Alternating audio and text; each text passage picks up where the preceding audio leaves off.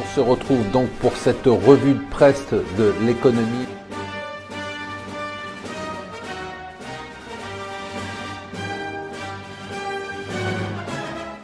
Bonjour et bienvenue sur Mon Financier pour la revue de presse de l'Écho. Nous sommes le mardi 10 janvier. La nouvelle du jour qui fait la une des journaux anglo-saxons, notamment les journaux français, c'est les déclarations répétées de dimanche, confirmées hier de Theresa May, qu'on appelle maintenant Theresa May, que nenni, non, il n'y aura pas de soft Brexit, on doit sortir et si on sort, il ne doit plus rester aucun lien avec l'Union européenne.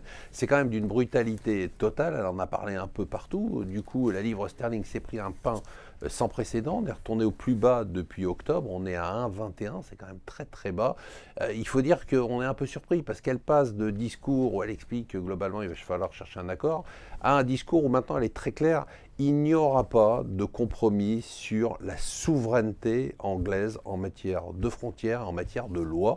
Ça veut dire que ça laisse peu de place à la négociation. Comme en face, pour une fois, on a une Union européenne qui est ferme et unie, on peut s'attendre à un hard Brexit. Ce qui inquiète, c'est qu'elle n'a pas de plan. C'est-à-dire que pour l'instant, elle ne fait que affirmer qu'elle veut sortir de façon hard de l'Union européenne, mais elle n'a aucun programme, elle n'a aucun calendrier. On a vu l'envoyé anglais de l'Union européenne partir en disant que c'était tellement le bordel qu'il ne voulait pas rester. Donc c'est un peu inquiétant et pas étonnant que les marchés se posent des questions, en tout cas les marchés anglais. À suivre donc pas mal d'articles ce matin sur l'expérience folle qu'il y a eu en Inde, pourquoi ? Parce qu'on commence à avoir des indications sur l'impact après 3 mois, après 3 mois de retrait donc des billets les plus importants. Je vous rappelle qu'on a retiré les billets qui représentent 86% de l'argent en circulation et là, le cash en Inde c'est 95% ou 90% des paiements.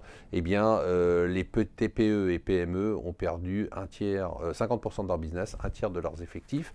Je finis par 2 nouvelles. On va avoir encore le débat sans fin sur les dividendes. Les entreprises du CAC 40 ont distribué 56 milliards d'euros en 2016, c'est presque autant que le record de 2007. Et les Allemands vont encore afficher un excédent massif du commerce extérieur. Voilà, je vous souhaite une bonne journée.